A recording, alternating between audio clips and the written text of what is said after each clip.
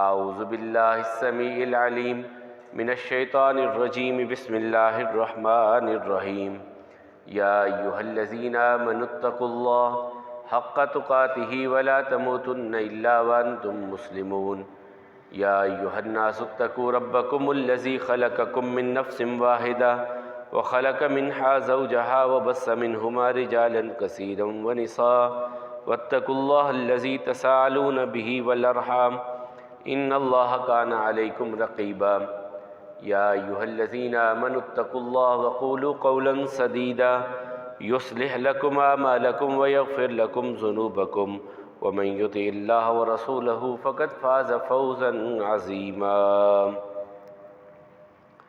اللهم صل على محمد وعلى آل محمد كما صليت على إبراهيم وعلى آل إبراهيم إنك حميد مجيد اللهم بارك على محمد وعلى آل محمد كما باركت على إبراهيم وعلى آل إبراهيم في العالمين إنك حميد مجيد رب اشرح لي صدري ويسر لي أمري واحلل عقدة من لساني يفقهوا قولي اللهم انفعنا بما علمتنا وعلمنا ما ينفعنا وزدنا علما رب اوزعني ان اشكر نعمتك التي انعمت علي وعلى والدي وان اعمل صالحا ترضى واصلح لي في ذريتي اني تبت اليك واني من المسلمين۔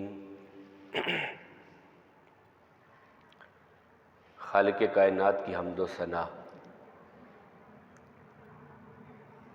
لاتعداد بے شمار درود و سلام سید الاولین والآخرین جناب محمد کریم علیہ تحیت و تسلیم پر، رحمت، مغفرت، بلندی درجات کی دعا صحابہ کرام، تابعین عظام، ائمہ مجتہدین اور تمام مرحومین مسلمین کے لیے، پوری انسانیت کے لیے امن، ایمان اور ہدایت کی دعا کے بعد، پچھلے خطبہ جمعہ میں ہماری گفتگو تھی رسول اللہ صلی اللہ علیہ وسلم کے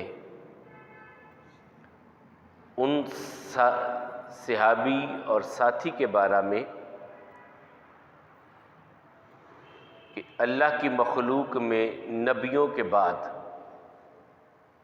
اللہ کی مخلوق میں انبیاء کرام کے بعد جو سب سے بڑی ہستی ہیں، جو سب سے بڑی شخصیت ہے، جنہوں نے اپنی زندگی پوری کی پوری دین اسلام کی خدمت، دین اسلام کی سربلندی، دین اسلام کو اپنانے اور لوگوں تک پہنچانے میں وقف کر دی۔ میری مراد سیدنا ابو بکر رضی اللہ تعالیٰ عنہ ہے۔ ان کا نام ان کے والدین نے عبد القعبہ رکھا تھا۔ رسول اللہ صلی اللہ علیہ وسلم نے ان کے نام کو تبدیل کیا اور ان کا نام عبداللہ رکھا گیا۔ حضرت ابو بکر رضی اللہ تعالیٰ عنہ کا عبد القعبہ سے نام بدل کر کے عبداللہ رکھا رسول اللہ صلی اللہ علیہ وسلم نے۔ انہیں ابو بکر کیوں کہا جاتا تھا؟ اس کی دو وجوہات۔ ایک تو ان کے والدین کی کوئی اولاد بچتی نہیں تھی، یہ پہلے بچے جو اپنی جوانی کی عمر کی طرف گئے، اس لیے انہیں ابو بکر کہا جاتا ہے، یعنی پہلا پھل والدین کی جھولی میں جو آیا۔ بعض نے کہا کہ یہ رسول اللہ صلی اللہ علیہ وسلم کی طرف سے ہے کہ یہ اسلام کا پہلا پھل تھے، اس لیے انہیں ابو بکر کہا جاتا تھا۔ نام عبداللہ تھا، کنیت ابو بکر کے نام سے مشہور ہوئے۔ لقب رسول اللہ صلی اللہ علیہ وسلم نے دو عطا کیے ان کو، جو میں نے پچھلے جمعہ آپ کے سامنے رکھے تھے۔ ایک تو فرمایا کہ اگر تم عتیق دیکھنا چاہتے ہو، جسے اللہ نے جہنم کی آگ سے آزاد کر دیا، ابو بکر کو دیکھ لو، اس لیے انہیں عتیق کہا جاتا تھا۔ اور ایک صدیق تھا، اللہ کے حبیب علیہ السلام نے بہت سارے مواقع پر ان کو صدیق کہا۔ خود قرآن کریم میں الذی جاء بالصدق وصدق بہ، وہ جو سچائی لے کر کے آیا اور جس نے اس سچائی کی تصدیق کی، یعنی ابو بکر رضی اللہ تعالیٰ عنہ۔ اور نبی کریم صلی اللہ علیہ وسلم کا جو معجزہ معراج تھا، ابو جہل اور مکے کے سردار بڑے خوش تھے کہ ہم جا کر کے اب ابو بکر سے بات کریں گے کہ آپ کیا اس بات کو مانتے ہیں؟ جب گئے ابو بکر، ایسے کوئی بندہ کہے کہ ایک رات میں مسجد حرام سے مسجد اقصیٰ تک، مسجد اقصیٰ سے آسمان تک اور پھر واپس ممکن ہے؟ کہا کس نے ہے؟ کہا محمد رسول اللہ صلی اللہ علیہ وسلم۔ محمد بن عبداللہ، انہوں نے تو رسول نہیں مانتے تھے۔ کہا خدا کی قسم اگر انہوں نے کہا ہے تو سچ کہا ہے، انہوں نے کہا ہے تو سچ کہا ہے۔ تو یہ شخصیت ایسی تھی کہ جن کے بارے میں خود آقا کہتے ہیں کہ مجھ پر احسان کرنے میں اپنے مال کے ساتھ، اپنے وقت کے ساتھ جتنا کچھ ابو بکر نے دیا کسی اور نے، میں نے سب کے احسانوں کا بدلہ دے دیا الا ابی بکر، مگر ابو بکر کے احسانات کا بدلہ نہیں دے سکا۔ اللہ تعالیٰ نے ہجرت کی رفاقت کے لیے منتخب کیا، اللہ تعالیٰ نے رسول اللہ صلی اللہ علیہ وسلم کی صحبت کے لیے انہیں منتخب کیا، اللہ تعالیٰ نے ان کے مال کو پسند کیا دین اسلام کے لیے، ان کی اولاد کو پسند کیا دین اسلام کے لیے۔ پھر زندگی کا کوئی لمحہ اور کوئی سفر ایسا نہیں ہے جس سفر میں رسول اللہ صلی اللہ علیہ وسلم گئے ہوں اور ابو بکر ساتھ نہ ہو۔ پوری زندگی میں کوئی سفر رسول اللہ صلی اللہ علیہ وسلم کا ایسا نہیں ہے جس سفر میں آقا گئے ہوں اور ابو بکر ساتھ نہ ہوں۔ ابو بکر کی زندگی کا ایک سفر صرف ایسا ہے جہاں آقا مدینے میں رہے اور ابو بکر نے سفر کیا، اور وہ بھی آقا کے حکم پر۔ اسلامی ہسٹری میں یعنی محمد رسول اللہ صلی اللہ علیہ وسلم کے لائے ہوئے دین میں پہلا حج کا خطبہ دینے کی سعادت ابو بکر رضی اللہ تعالیٰ کو ملی۔ 8 ہجری میں مکہ فتح ہو گیا، 7 میں مکہ فتح ہوا، رسول اللہ صلی اللہ علیہ وسلم بیت اللہ میں ہیں، ابو بکر اپنے والد بوڑھے والد کو بڑی مشکل سے مسجد بیت اللہ میں لے کر کے آئے، دیکھا، کہا ابو بکر مجھے کہتے میں چلا جاتا، کہا یا رسول اللہ صلی اللہ علیہ وسلم ان کو آنا چاہیے آپ کے پاس، پیاسا کنویں کے پاس آئے، کنواں پیاسے کے پاس کیوں جائے؟ سفید بہت بال تھے حضرت ابو بکر کے والد حضرت عثمان رضی اللہ تعالیٰ عنہ کے، ان کے والد کے نام عثمان تھا رضی اللہ تعالیٰ عنہ۔ کہا ان کے بالوں کو رنگ دو، کلر کر دو، ان کے بالوں کو، سفید بالوں کو تبدیل کر دو۔ یہ رسول اللہ صلی اللہ علیہ وسلم نے حضرت ابو بکر رضی اللہ تعالیٰ عنہ کے والد کے بارے میں کہا۔ پھر اللہ تعالیٰ نے اولاد میں سے حضرت عائشہ رضی اللہ، 3 بیٹے اور 3 بیٹیاں تھیں ان کی، اور نبی کریم صلی اللہ علیہ وسلم کی زوجہ محترمہ بنی سید عائشہ رضی اللہ تعالیٰ عنہ۔ رسول اللہ صلی اللہ علیہ وسلم کے ساتھ ایک سفر میں نکلے، جب سفر میں نکلے تو حضرت عائشہ رضی اللہ تعالیٰ عنہ کا ہار گرا، اونٹنی اس کے اوپر بیٹھ گئی، ہار تلاش کرتے ہوئے وقت گزر گیا، صحرا تھا، قریب پانی نہیں تھا، پانی جو مشکیزوں میں تھا وہ اتنا تھا کہ اگر پی لیں تو وضو نہیں کر سکتے، اور اگر وضو کر لیں تو پینے کے لیے پانی نہیں بچتا تھا۔ لوگوں نے باتیں شروع کر دی کہ اب بڑی مشکل بن گئی، کیا کریں؟ حضرت ابو بکر آئے اس خیمے میں جس خیمے میں رسول اللہ صلی اللہ علیہ وسلم موجود تھے۔ حضرت عائشہ کہتی ہیں میری گود میں سر رکھا تھا آقا نے، اور آقا آرام کر رہے تھے۔ ابا جی نے آ کے مجھے ڈانٹا کہ تمہاری وجہ سے اب سب لوگ پریشانی میں ہیں، وضو کریں کہ پانی پئیں تو وضو نہیں، وضو کریں تو پانی پینے کے لیے نہیں ہے۔ رسول اللہ صلی اللہ علیہ وسلم نے آنکھیں کھولی، کہا ابو بکر کیا ہوا؟ کہا آقا یہ پریشانی بن گئی ہے، پانی اتنا سا ہے اور پتہ نہیں کہاں قریب میں پانی ملے نہ ملے۔ آقا علیہ الصلوۃ والسلام پر وحی کی کیفیت طاری ہوئی، آنکھیں کھولی، کہا ابو بکر جاؤ امت سے کہہ دو اللہ نے آسانی عطا کر دی ہے، اِلَّمْ يَجِدُوا مَاءً فَتَيَمَّمُوا صَعِيدًا طَيِّبًا، تمہارے پاس پانی نہیں ہے کوئی بات نہیں ہے، مٹی سے تیمم کر لو، تمہارا وضو بھی ہو جائے گا، تمہارے غسل کے قائم مقام بھی ہو جائے گا۔ حضرت اسید ابن حضیر رضی اللہ تعالیٰ عنہ کہتے ہیں آل ابی بکر تمہارے امت پر بڑے احسان ہیں، اور یہ پہلا احسان نہیں ہے، تمہاری وجہ سے اللہ نے امت کو کتنی بڑی سہولت دے دی، اگر پانی نہ ہو تو مٹی سے تیمم کر کے نماز ادا کر لو، تمہارا وضو بھی ہو جائے گا، غسل کے قائم مقام بھی ہو جائے گا، یہ سہولت اللہ نے عطا کر دی۔ پھر ایک مرتبہ رسول اللہ صلی اللہ علیہ وسلم کا جو میں نے بیان کیا کہ حضرت ابو بکر اور عمر کی آپس میں کچھ تھوڑی سی بات ہو گئی، تو بعد میں رسول اللہ صلی اللہ علیہ وسلم کے پاس آئے تو آقا نے کہا لوگو سنو، ابو بکر کے معاملے میں میرا لحاظ رکھا کرو، یعنی ابو بکر سے کوئی بات کہنے سے پہلے سوچا کرو کہ یہ میرا ساتھی ہے، اس سے بات لحاظ کے ساتھ کیا کرو۔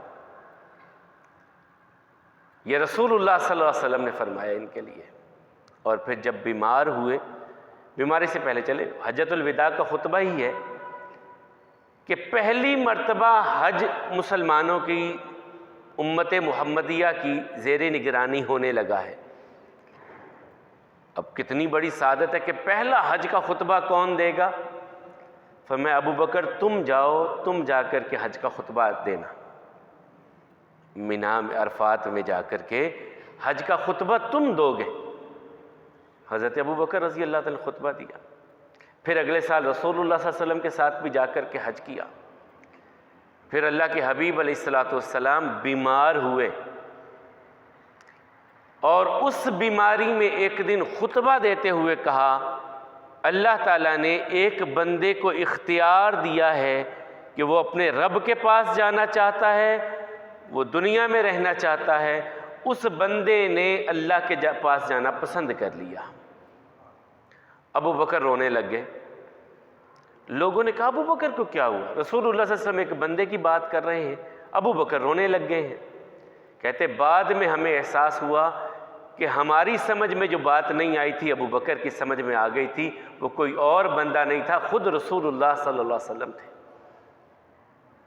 خود رسول اللہ صلی اللہ علیہ وسلم تھے۔ اور پھر اللہ کے حبیب علیہ السلام جب دنیا سے جانے لگے،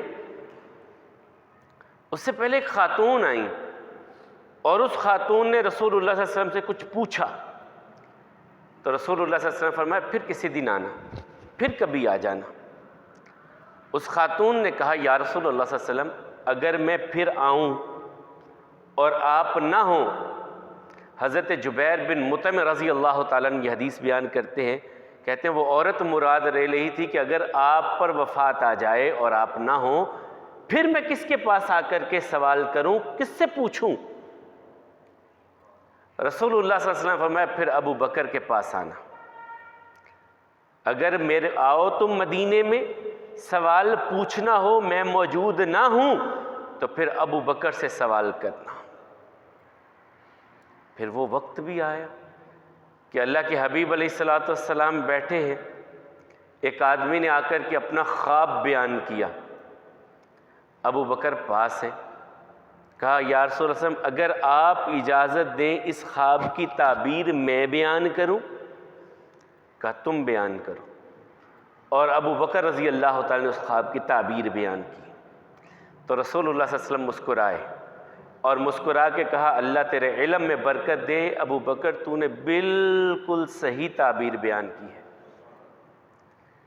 پھر آقا کہتے ہیں میں نے ایک دن خواب دیکھا، خواب میں دیکھا کہ میں ایک کنویں پہ کھڑا ہوں، پانی نکال رہا ہوں کنویں سے، اور کھیت کو سیراب کر رہا ہوں، کھیت کو پلا رہا ہوں۔ میرے بعد ابو بکر نے وہ ڈول لے لیا اور ابو بکر کنویں سے پانی نکالنے لگے۔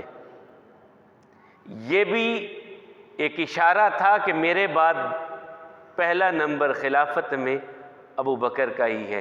میرے ہاتھوں سے ابو بکر نے ڈول لے لیا اور کنویں سے پانی نکالنے لگے، کھیت کو سیراب کرنے لگے۔ پھر نبی کریم صلی اللہ علیہ وسلم کی طرف سے تیسرا اشارہ، پہلا حجۃ الوداع کا خطبہ، دوسرا یہ خواب، اور تیسرا رسول اللہ صلی اللہ علیہ وسلم جب بیمار ہوئے، صحیح بخاری کی روایت ہے، حضرت عائشہ رضی اللہ تعالیٰ عنہ سے کہا اپنے باپ کو بلاؤ، میں ان کے حق میں خلافت کا لکھ دوں کہ کل کوئی تمنا کرنے والا تمنا کرے، کوئی بات کہنے والا بات کہے، کوئی شور مچانے والا شور مچائے، میں ابو بکر کے حق میں خلافت لکھ دوں۔ اور فرمایا ابو بکر کے بارے میں اللہ بھی، ایمان والے بھی اور میں بھی انکار کرتا ہوں کہ ابو بکر کی موجودگی میں کوئی اور ان کا وارث بنے۔ پھر اللہ کے حبیب علیہ السلام کی جب بیماری شدت پکڑ گئی، مسجد میں آنا مشکل ہو گیا کمزوری کی وجہ سے، تو 17 نمازوں کی امامت رسول اللہ صلی اللہ علیہ وسلم کی موجودگی میں حضرت ابو بکر رضی اللہ تعالیٰ عنہ کے سپرد کی گئی۔ سب موجود تھے، حضرت عباس موجود تھے، حضرت علی موجود تھے، عبداللہ ابن عباس موجود تھے، عمر موجود تھے، عبد الرحمن ابن عوف موجود تھے، سعد تھے، طلحہ تھے، زبیر تھے، سعد بن عبادہ تھے، سب موجود تھے، سعید بن زید تھے۔ حضرت عائشہ کہتی ہیں مجھ سے پوچھا لوگوں نے نماز پڑھی؟ میں نے کہا نہیں یا رسول اللہ صلی اللہ علیہ وسلم، آپ کا انتظار کر رہے ہیں۔ عشاء کی نماز تھی، جمعرات کا دن تھا، جو اللہ کے حبیب علیہ السلام نماز پڑھانے کے لیے مسجد میں نہیں آ سکے۔ 3 مرتبہ غسل بھی کیا بخار کم کرنے کے لیے کہ بخار کی شدت کم ہو، 3 مرتبہ غسل کیا رسول اللہ صلی اللہ علیہ وسلم نے، لیکن پھر کہا کہ ابو بکر سے کہو نماز پڑھا دے۔ ابو بکر رضی اللہ تعالیٰ سے کہو نماز پڑھ۔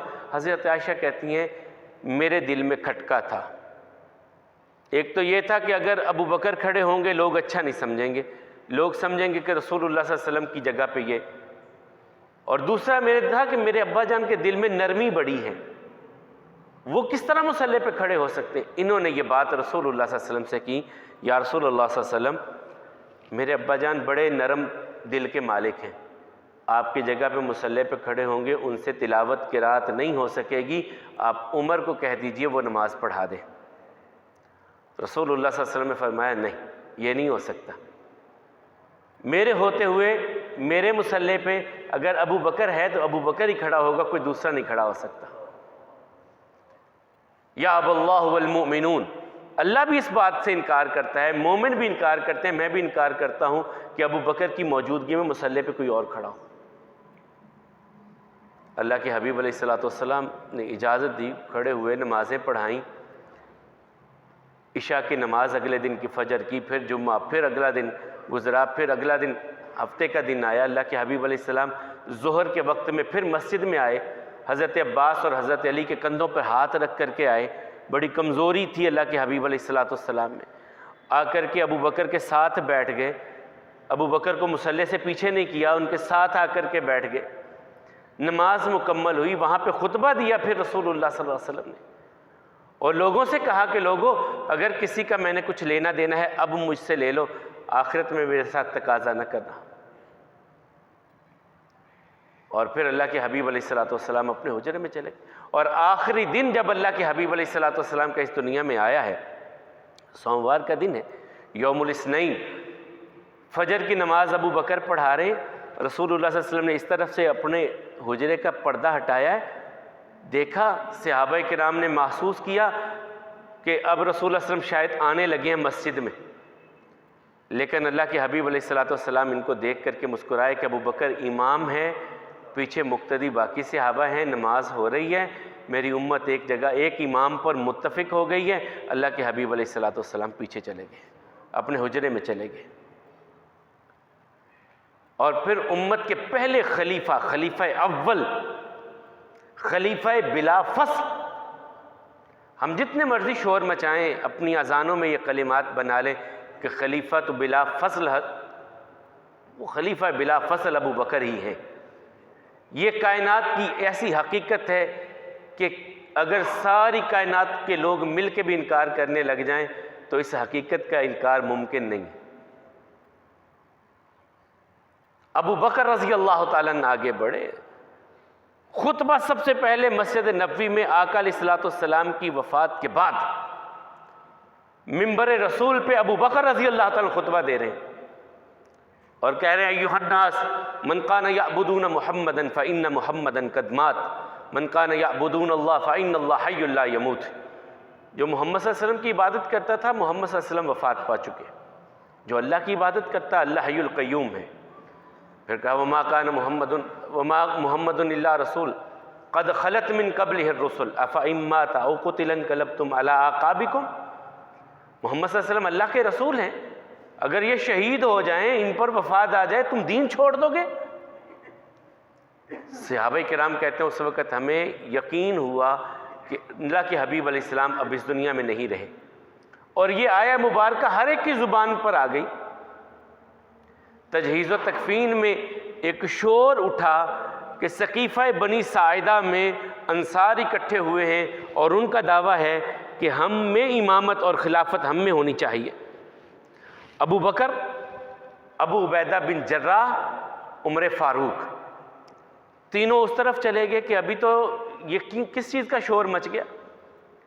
وہاں گئے انصار کہنے لگے ہم میں سے خلیفہ ہونا چاہیے۔ ابو بکر رضی اللہ تعالیٰ نے حدیث پیش کی کہ رسول اللہ صلی اللہ علیہ وسلم نے فرمایا الائمۃ من القریش، کہ خلافت قریش میں رہے گی۔ ٹھیک ہے، کوئی بات نہیں، اللہ کے حبیب علیہ السلام کا فرمان آ گیا ہے، سر تسلیم خم۔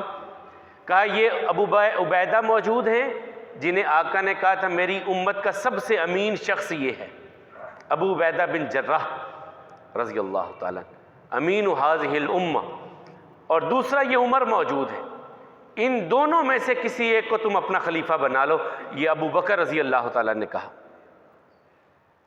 حضرت عمر کہنے لگے ابو بکر یہ کیسے ہو سکتا ہے، آپ کی موجودگی میں کوئی اور خلیفہ بنے، آپ اپنا ہاتھ بڑھائیے، ہم آپ کے ہاتھ پر بیعت کرتے ہیں۔ یہ پہلی بیعت حضرت عمر نے حضرت ابو بکر کے ہاتھ پہ کی، پھر انصار نے، مہاجر جو وہاں پر موجود تھے سب نے حضرت ابو بکر رضی اللہ تعالیٰ کو خلیفہ بلا فصل، اور اس وقت خلیفۃ رسول اللہ کہا جاتا تھا، امیر المومنین بھی لفظ نہیں تھا اس وقت، خلیفۃ رسول اللہ صلی اللہ علیہ وسلم، رسول اللہ صلی اللہ علیہ وسلم کے نائب۔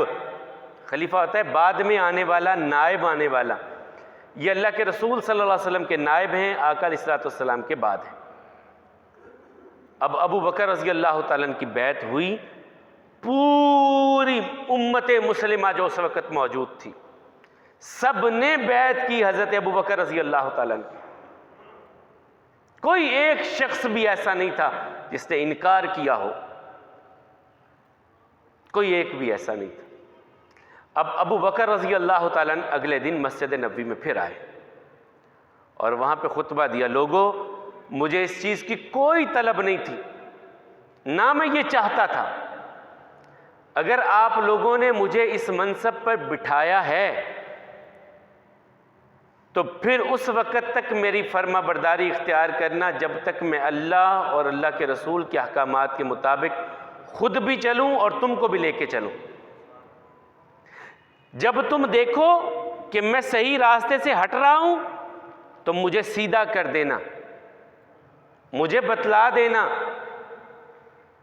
اگر مجھ سے کوئی غلطی ہو جائے، میں اللہ کے احکامات سے پیچھے ہٹنے لگوں، رسول اللہ صلی اللہ علیہ وسلم کی سنت سے پیچھے ہٹنے لگوں، مجھے متنبہ کر دینا اور مجھے صحیح راستے پہ لے کر کے آنا۔ اور ایک جگہ پہ کہا کہ مجھے تیر کے ساتھ سیدھا کرنا، سنت کے بارے میں کوئی مجھ سے ایسا معاملہ۔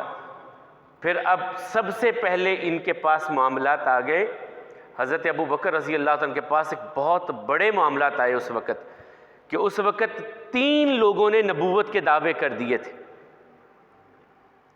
ایک تو نبی کریم صلی اللہ علیہ وسلم کی زندگی میں مسیلمہ کذاب نے نبوت کا دعویٰ کیا، اسود انسی نے، اور طلحہ، یہ خاتون تھی اور 2 مرد تھے، انہوں نے نبوت کے دعوے کر دیے۔ ان کے ساتھ کیسا اب کیا کیا جائے؟ دوسرا معاملہ آ گیا کہ کہ رسول اللہ صلی اللہ علیہ وسلم نے حضرت اسامہ بن زید کی سربراہی میں ایک لشکر کو بھیجا تھا۔ وہ مدینے سے نکلے تو پتہ چلا آقا بیمار ہو گئے ہیں، انہوں نے راستے میں پڑاؤ کر لیا کہ آقا کی طبیعت بہتر ہوتی ہے تو ہم آگے جائیں گے، لیکن اللہ کے رسول صلی اللہ علیہ وسلم دنیا سے رخصت ہو گئے۔ اب تھا کہ انہیں بھیجا جائے کہ واپس بلا لیا جائے۔ تیسرا بڑا معاملہ آیا کہ کچھ قبیلوں نے انکار کر دیا کہ ہم نے زکوٰۃ نہیں دینی۔ یہ تین بڑے معاملہ، اور چوتھا اس کے ساتھ معاملہ حضرت ابوبکر کی خلافت کے ابتدا میں یہ آ گیا کہ بہت سارے جو کفار قبیلے ابھی موجود تھے وہ آپس میں ساز باز کرنے لگے کہ مسلمان کمزور ہو چکے ہیں، مدینے پر چڑھائی کر دیں اور مسلمانوں کو صفحہ ہستی سے مٹا دیا جائے۔ یہ سارے امور یکدم آ گئے۔ اب رسول اللہ صلی اللہ علیہ وسلم کی وفات بھی ہے، وہ غم بہت بڑا کہ جس کے بارے میں انس کہتے ہیں کہ ہمارے لیے سب سے تاریک ترین دن وہ تھا جس دن آقا دنیا سے رخصت ہوئے۔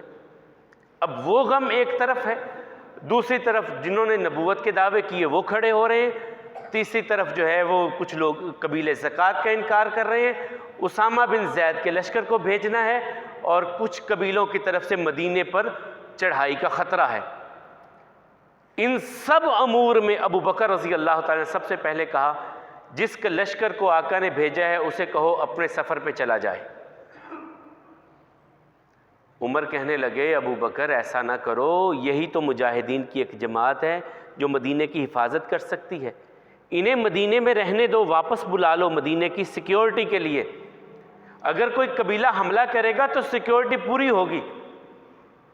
وہاں پر حضرت ابو بکر رضی اللہ تعالیٰ نے کہا اللہ کی قسم، آقا کی زبان سے نکلے ہوئے لفظ میری زندگی میں پورے نہ ہو، میری زندگی کا مقصد ہی کوئی نہیں ہے۔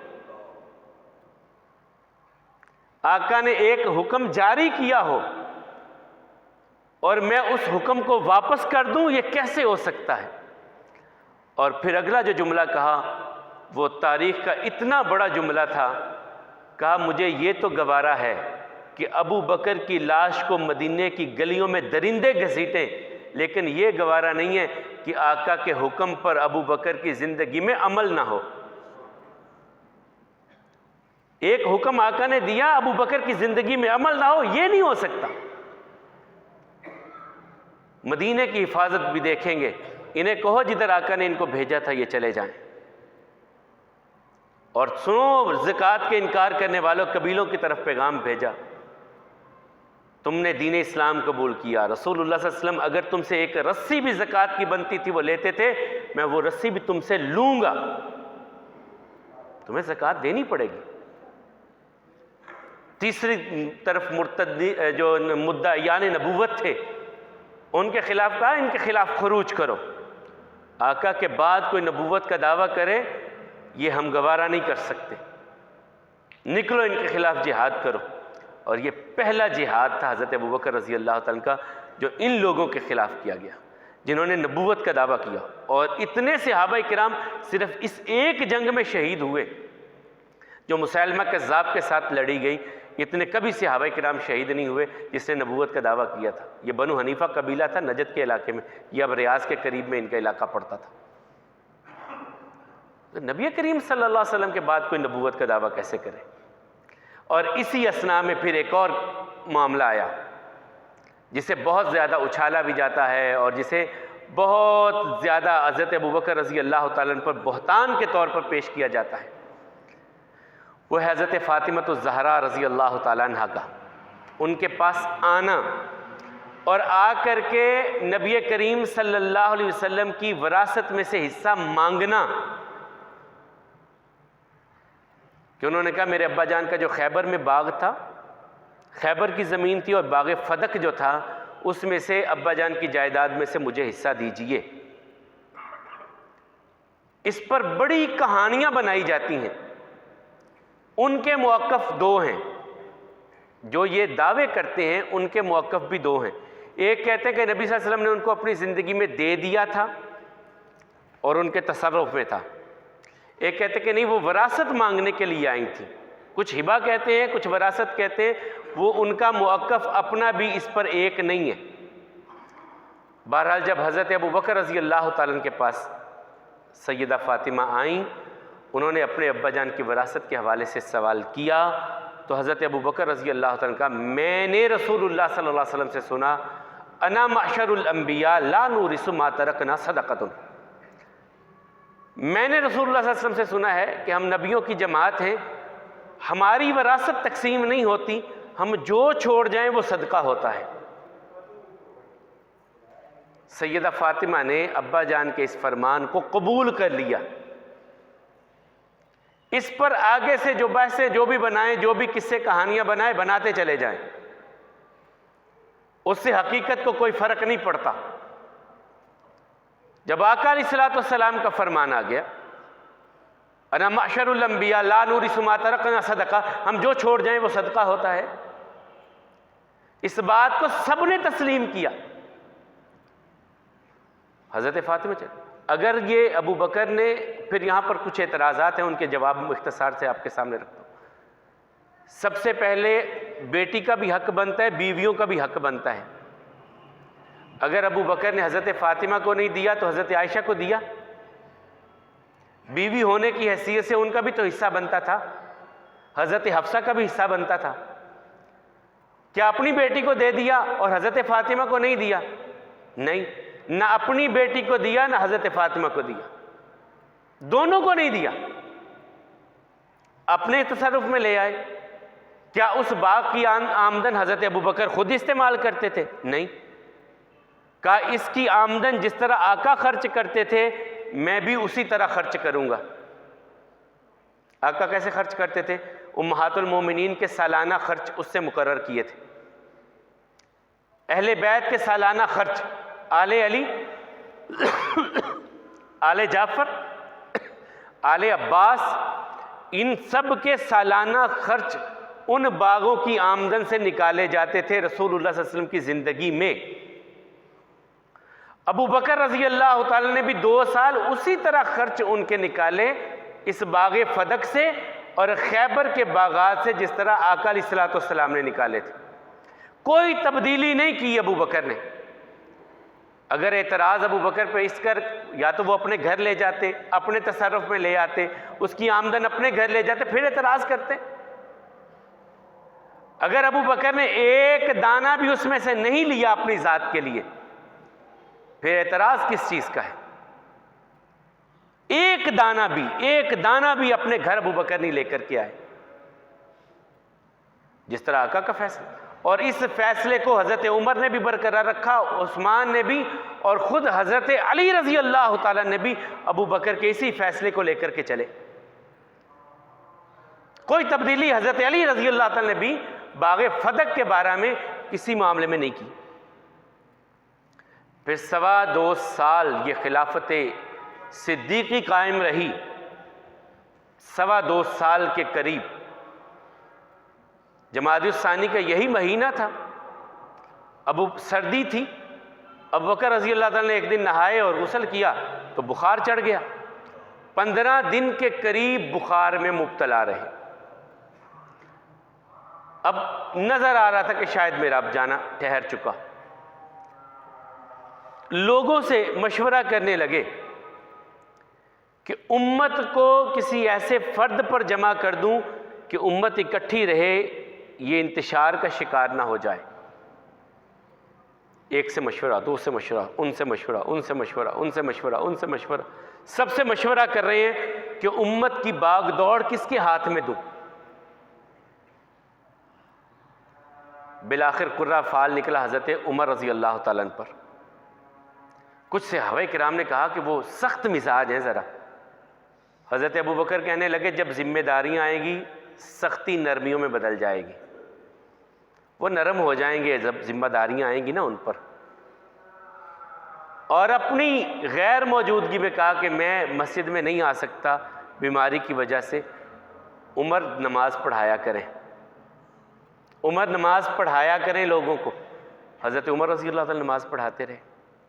پھر حضرت عائشہ رضی اللہ تعالیٰ نے کہتی ہیں سوال کیا اپنی بیماری میں، کہا جب سے میں خلیفہ بنا ہوں 2.25 سال میری خلافت، تقریباً 2.25 سال ہو گئے، میری پورے اثاثوں میں سے کون سی چیزیں زائد ہو گئی ہیں؟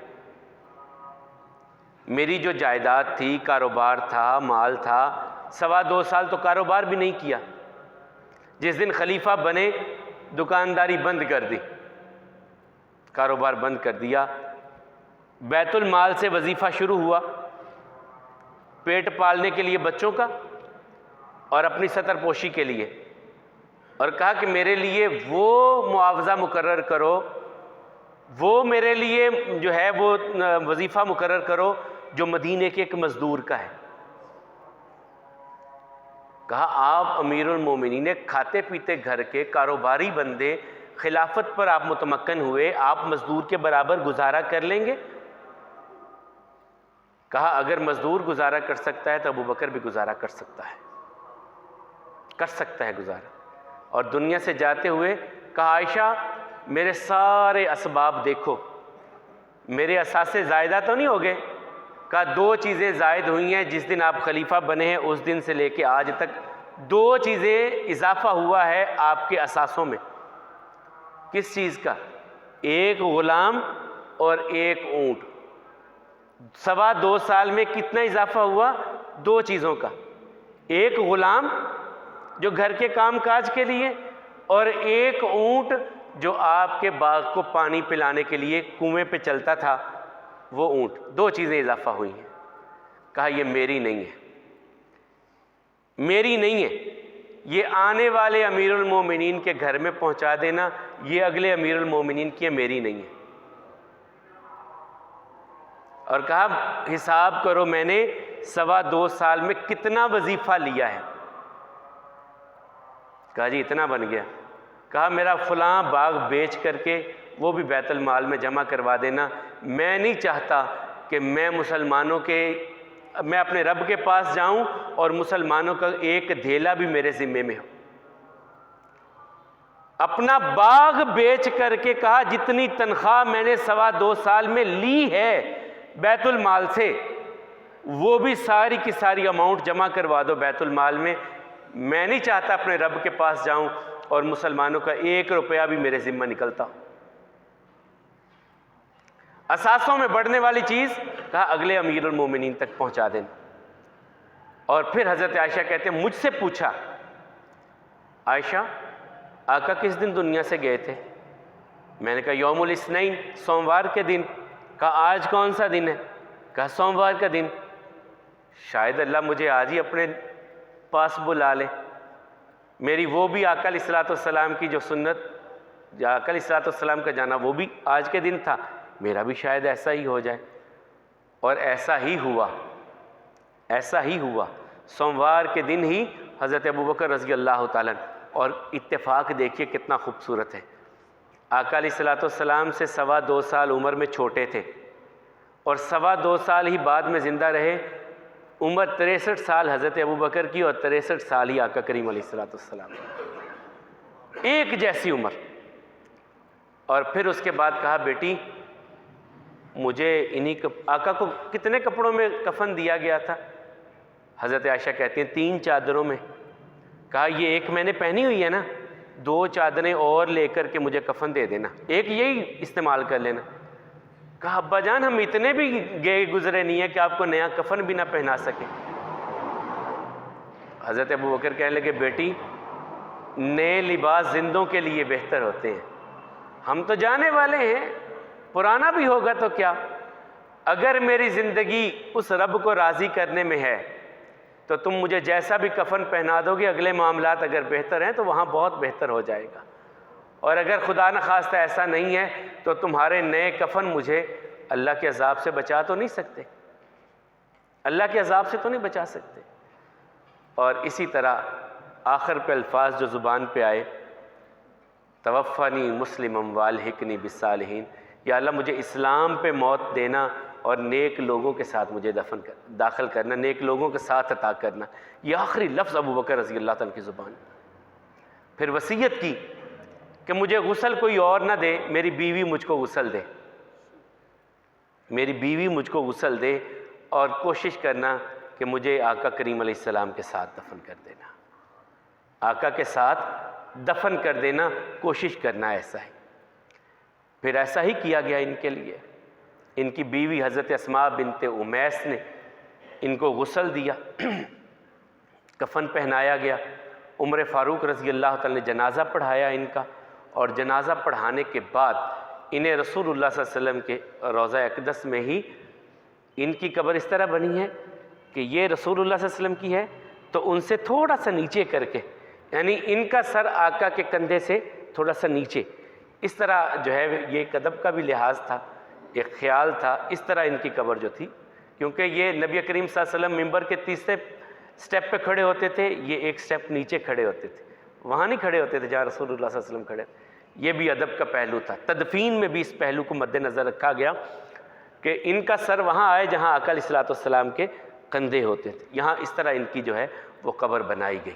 اور اس کے بعد وہ غلام اور وہ جو تھا اونٹ تھا حضرت عمر کے پاس بھیج دیا گیا۔ عمر رونے لگے، کہا ابو بکر تو نے واقعی بڑی پاکیزہ زندگی گزاری ہے کہ تیری ذمے کسی کی کوئی چیز باقی نہیں ہے، لیکن تیرے امت پر احسانات باقی ہیں، تیرے احسانات باقی ہیں۔ یہ ہوتی ہے خلافت،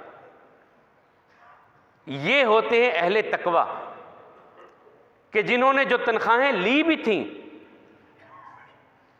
وہ بھی اللہ کے خزانے میں، وہ بھی بیت المال میں جمع کروا دی، اور برملا لوگوں سے کہا دیکھ لو میرے اثاثے جس دن میں خلیفہ بنا تھا اس دن جو تھے آج بھی وہی ہیں۔ آج کے حکمران کیسے حکمران ہمارے بنتے ہیں جنہیں ہم منتخب کرتے ہیں، یہاں سے وہاں، وہاں سے وہاں، پتہ نہیں کتنے کتنے اثاثے بڑھ جاتے ہیں، کہاں سے بڑھ جاتے ہیں، کیا ہوتا ہے، کیسے ہوتا ہے، اللہ جانے۔ اور ہم ان کے لیے کیسی کیسی باتیں کرنے والے بن جاتے ہیں۔ یہ خاص طور پہ جس طرح الیکشن کا ماحول ہے، یاد رکھیے یہ دنیا کے لیڈر، یہ دنیا کے سیاستدان جو آپ کو پہچانتے بھی نہیں ہیں، جانتے بھی نہیں ہیں، ان کی خاطر اپنی زبانوں کو گندہ نہ کیجیے گا۔ یہ آئیں گے، گزر جائے گا، وقت گزر جائے گا، لیکن اپنے رشتہ داریوں میں، اپنے تعلقات میں، اپنے محلے داری میں، اپنے دوستوں کے ساتھ اس طرح کی زبان اور اس طرح کا رویہ ان جماعتوں، ان دنیا کے لیڈروں کی وجہ سے نہ بنا لیجئے گا کہ نفرتیں پیدا ہو جائیں، بغض پیدا ہو جائے، اناد پیدا ہو جائے۔ ایسا نہیں کرنا۔ رہیے جس پارٹی کے بھی ہیں آپ رہیں، جس کو آپ ووٹ دینا چاہیں دیں، لیکن اس ووٹ کی وجہ سے، اس ماحول کی وجہ سے اپنے دوستوں کے ماحول نہ خراب کر لیجئے اور اپنی زبانوں کو گندہ نہ کیجئے۔ ہم تو مخالف جو ہمارے ہوتے ہیں، ہم انہیں ننگا کرنے کی کوشش میں پتہ نہیں کیا کیا کچھ کہہ دیتے ہیں۔ اتنی غیبتیں، اتنی تہمتیں، اتنے الزامات ایک دوسرے پہ لگائیں گے، اتنے لگائیں گے کہ گھن آتی ہے ان لوگوں سے۔ فلاں کا کردار ایسا، فلاں کا کردار ایسا، فلاں کی فیملی ایسی، فلاں کی بیٹی ایسی، فلاں کا بیٹا ایسا، فلاں کا فلاں ایسا، فلاں، سب ایک دوسرے کو ننگا کرنے کے چکروں میں پڑے ہوئے۔ ستر پوشی نہیں ہے، عیبوں پہ پردے نہیں ہیں، یہ جہالتیں ہیں جو ہم نے اکٹھی کی ہیں۔ خدا را ان سے بچیے، اپنے اعمال کی، اپنی زبانوں کی، اپنے دلوں کی حفاظت کیجیے۔ اپنے دلوں میں نفرتیں نہ پالیے، کینے نہ پالیے، اور زبانوں پہ جھوٹ، ایک بات لانے سے پہلے 100 بار سوچیے کہ یار یہ جو میں کہہ رہا ہوں کہ فلانے نے ایسے کیا ہے، فلاں ایسا ہے، فلاں فلاں کا ایجنٹ ہے، فلاں فلاں کا ایجنٹ ہے۔ اگر یہ بات نہ ہوئی اور اللہ نے مجھ سے قیامت کے دن پوچھ لیا یہ تو تھا نہیں، پھر کیا کہیں گے ہم، کیا جواب دیں گے ہم اللہ کو؟ میری آپ سب احباب سے یہ اپیل ہے، اپنی زبانوں کی حفاظت، اپنے اعمال کی حفاظت کیجیے۔ اللہ کم الحاکمین آپ سب کو مجھ سمیت صحت اور ایمان والی زندگی عطا فرمائے، ہم سب کی کمیوں کوتاہیوں سے درگزر فرمائے، سستیوں کو دور فرمائے، اپنے دین پہ استقامت نصیب فرمائے۔ مالک و مولا ہم سب کی زبانوں کی حفاظت فرمائے، پریشان حال لوگوں کی پریشانیوں کو دور فرمائے، تنگ دستوں کی تنگ دستی کو دور فرمائے، جو مقروض ہیں انہیں قرض کے بوجھ سے نجات عطا فرمائے، جو بے اولاد ہیں انہیں نیک صالح اولاد عطا فرمائے، جن کی اولاد ہے والدین کی آنکھوں کی ٹھنڈک بنائیں، جن کے والدین ہیں ان کی خدمت کی توفیق عطا فرمائیں، جن کے والدین اس دنیا سے جا چکے ہیں اللہ تعالیٰ ان کی اگلی منزلیں آسان کر دے، ان سب کی قبروں کو جنت کا باغیچہ بنائے، جو بیمار ہیں مالک انہیں شفا عطا فرمائے۔ بہت ساری اپیلیں ہیں، خاص طور پہ ہمارے ایک دوست ہیں ان کی والدہ کا کل بائی پاس ہے، خصوصی دعا سب مسلمانوں کے لیے، سب بیماروں کے لیے کیجیے، مالک سب کو مکمل صحت عطا فرمائے، سب بیماروں کو ایسی صحت عطا فرمائیں کہ جو ان کی کمزوریوں کو ختم کر دینے والی ہو۔ مالک و مولا ہم سب کو جب تک زندہ رکھیں اسلام پہ زندہ رکھیں، موت ایمان کی بہترین حالت میں عطا فرمائیں۔ اقول قولی ھذا والحمد للہ، استغفر اللہ لی ولکم ولسائر المسلمین۔